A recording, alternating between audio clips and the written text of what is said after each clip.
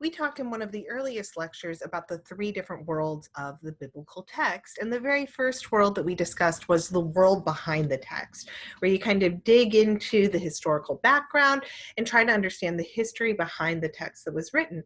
And so, what I'm going to do for you in this lecture is give you a brief overview of what has led up to the New Testament. And where we need to begin is with the Old Testament, naturally. And I have here Treat Yourself to Some Background, and that's from Parks and Recreation. If you're into that sort of thing, I have a clip here that I can't show you on YouTube because YouTube's like, no, you're not allowed to. So anyway, it's just Tom and Donna saying treat yourself. I enjoy it, but you might not. Anyway, Old Testament background. This is what you need to know that happens in the Old Testament. We've got the very first people, Adam and Eve. They live in a perfect place, but then there they are. Look at them. Oh my gosh, they've got spray tans. It's great. They live there. It's awesome. Jesus isn't actually there, but I like this painting. It kind of reminds me of the Katy Perry Eye of the Tiger thing. I don't know why. But everything is good, and then they mess up and they disobey God. And so all that is perfect goes to imperfection. And so God decides that God is going to try to get things back on track by making a covenant with a guy named Abraham. And he says to Abraham and his wife Sarah, you need to move from where you are in Mesopotamia, and I want you to go to this land called Canaan. And if you do that, with your descendants, with your offspring, I'm going to give them that land and I'm going to bless them. So God says, go to this land, I will give it to you and to your offspring, and I will bless you. And from you, from your people, all of the nations will be blessed. And so Abraham is kind of like the beginning of God putting things back on track and working through Abraham and Abraham's descendants.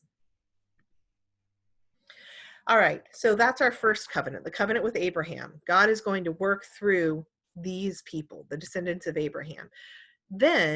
And God's going to give them the land. However, the people of God end up in slavery in Egypt. And so in order to rescue them, God sends Moses. And Moses comes, and you probably remember this story, the Red Sea parts, the people walk through on dry land. It's miraculous. After they have walked through, God says, I've got to take you back to the land of Canaan. But before you go over to Canaan, I want to give you a law to follow. And so this is our second covenant. The first covenant, God said, I'm going to work through Abraham's descendants and give them the land. The second covenant, the covenant with Moses, God says, I've delivered you. Now I want you to follow my laws. And so that's our second covenant. Well, the people of God get back to Canaan, where they are meant to be. This says back in Canaan. And they get a king. And this king is named David. You probably are aware of the story of David and Goliath. After David and Goliath, this David becomes king, and God makes a third covenant with David. And he says, hey, David, you know what? One of your descendants will always be on the throne. I am going to make your dynasty an eternal dynasty. So this is very different from like Game of Thrones or something where the dynasties are switching all the time. David's descendants will always be on the throne. And David's a descendant of Abraham. And so David living in Canaan, and one of his descendants will always be king. This is great. These three covenants are just fabulous. However, the people of God break the second covenant, that covenant with Moses. They break the law. And that means that they have to leave the land of Canaan. And so that promise to Abraham is not being fulfilled. This is really sad. This should have you all shaken up. And they go into exile. They go back to where Abraham came from. They go to Mesopotamia, and they stay there for 70 years. But eventually, they are allowed to return to the land of Canaan. Yeah, this is awesome. All right. However, when they return to the land of Canaan, they do not have a king in the line of David. So they've got their covenant with Abraham under control. God is still working through Abraham's descendants, and they're in the land. They also are trying really hard to do the covenant with Moses and follow the law. Remember, land and then law. But the one thing that they don't have is a king in the line of David. And so the people of God are left wondering, when is God going to come through on this promise for us to have a king who is a descendant of Abraham and a descendant of David? And it just doesn't happen. First, the Persians rule over them. So here we've got the Persians, they're in charge. And then shortly after that, we've got the Greeks. They come in and take over. And then the Romans finally, and the Romans are the ones who are in charge when Jesus comes on the scene. Now, I do need to put one little asterisk in here. Right in between the Greeks and the Romans, something amazing happens. And the people of God get very excited because during this time, there is a Jewish dynasty right in between the Greeks and the Romans. It starts in 140 BC and it lasts until about 40 BC. So before Jesus, right? We've got this 100-year dynasty where there is finally a Jewish king on the throne. For 100 years, there's a Jewish king on the throne. And so you can imagine how the people of God are feeling. They're like, oh my gosh, we're back in the land after the exile. We've got this covenant with Abraham, land. And then we're trying to follow the law. We're doing our best to follow the law. And now we've got a Jewish king. This is great. However, the Jewish dynasty that they had was not necessarily from the tribe of Judah, which is the tribe that David was from, but it was from the tribe of Levi. But people were willing to overlook that because, finally we actually have some Jews ruling over us. And so this was really exciting. And you can imagine how devastating it was for the people of God when in 40 BC, this Jewish dynasty came to an end. And it came to an end because this guy, Pompey, came into the land and he took over. And he was a Roman, and he ended the rule of the Hasmoneans for the most part. He came in 63.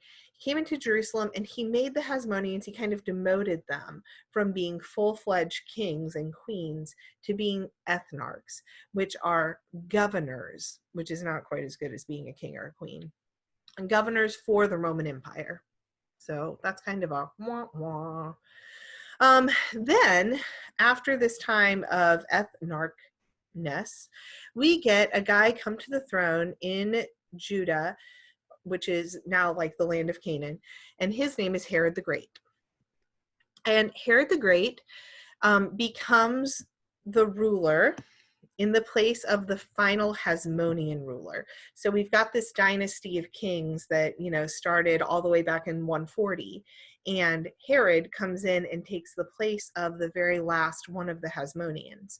But to kind of ensure that he will have the backing of the people, he marries a Hasmonean princess. So he kind of like marries into the Hasmonean dynasty. And her name is Mariam. And Herod, though, is not actually a Jew, which should have you kind of shaken as well. He is an Idumean. So he's from the land of Edom. And if you remember anything about the Old Testament, and maybe you don't, you'll remember that there were twin brothers, Jacob and Esau. And Jacob, his name changes to Israel. And it's through his descendants that the Israelites are counted. But Esau becomes the land of Edom. And so even though Herod had that common lineage back to Abraham, he still is, he would not be considered really a Jew. So he has to marry this Jewish princess, and he rules as a Roman puppet king, but he does get that status of king, right? The Romans let him call himself a king rather than a governor. So if you are the people of God living during this time, you're thinking, we're back in the land, Abraham. We're following the law the best we can, Moses. We had Jewish kings, and now we kind of do. So one of the things that Herod does to kind of get people to like him better is he does all these awesome building projects. And one of the main things that he does is he expands the temple. And I'm going to leave a link to this YouTube video of the greatness of the temple that Herod builds. So the temple at the time was up on this hill, and it wasn't huge. But Herod expands outward, and he creates all of this glory all around the temple, kind of trying to get the people of God to be like, oh, he really is a good guy. maybe he is Jewish. Maybe this counts because he actually built the temple and made it wonderful. And he also does all of these other building projects. And so if you're living at the time and you thought that the Hasmoneans were the answer to the king in the line of David, and then you find out, oh crud, the Hasmoneans are gone, you might think to yourself, okay, maybe Herod the Great is the answer to this king in the line of David because he's doing so many good things. However,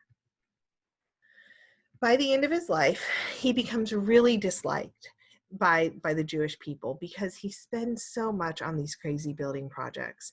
And sometimes he lets these priests that are not great priests come in and do things. And then, oh yeah, he does this really terrible thing where he is worried that his kids are going to take the throne from him because they are the offspring of the Hasmonean princess. And so they kind of have a better claim to the throne than him. And so he kills his kids and he kills his wife and he marries somebody else.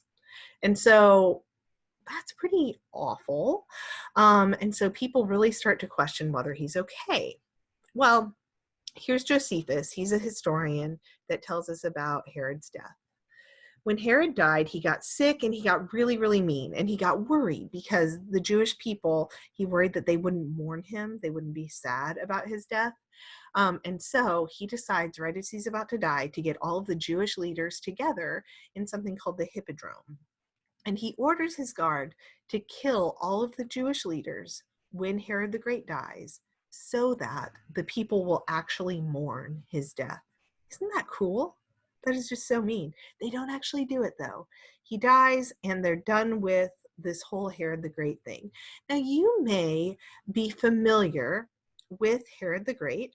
One, because of your reading, but two, because in the Gospel of Matthew, we have this story about a guy named Herod who orders that all of the baby boys 2 years and younger in Bethlehem be killed because he's heard that a new king of the Jews has come on the scene.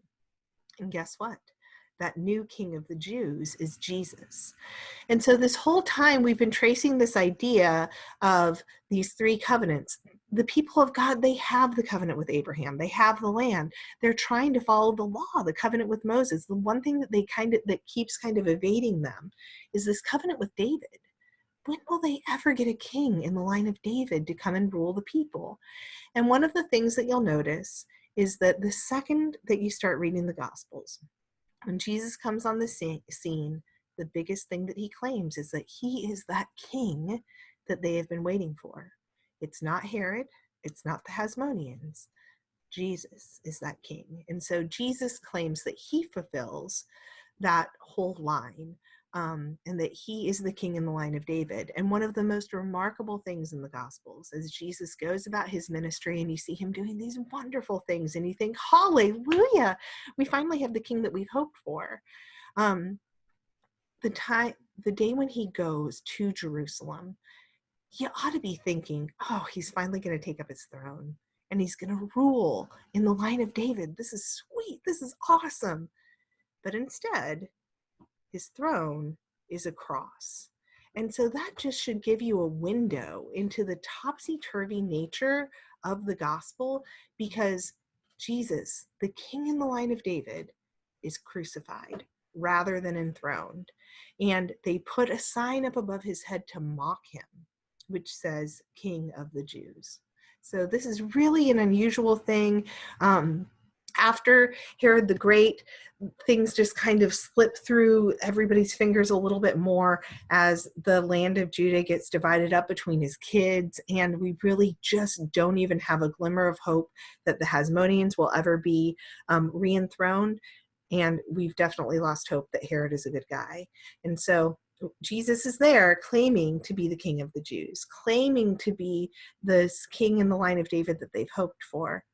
But will people actually follow a guy whose throne is a cross? I guess we'll have to find out.